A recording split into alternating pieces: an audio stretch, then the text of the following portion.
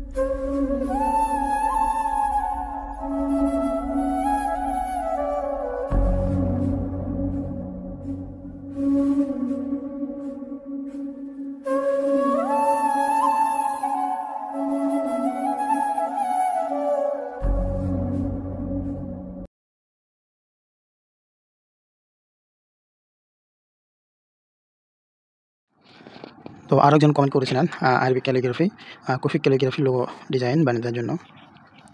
তো আমি এখানে গ্রেড অপশনটা অন করে দিয়ে ব্রাশের রঙটা সাদা করে দিলাম। এরপরে ফ্যাট মার্কার সিলেক্ট করেছি, ব্রাশের সাইজটা আমি 12-13 করে রাখবো। 13 নুন, এটা নুন, হ্যাঁ নুন, হ্যাঁ ইয়া দাল,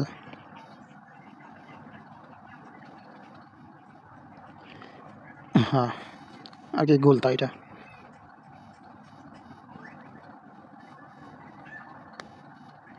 এটা এলেন হয়ে গেছিল।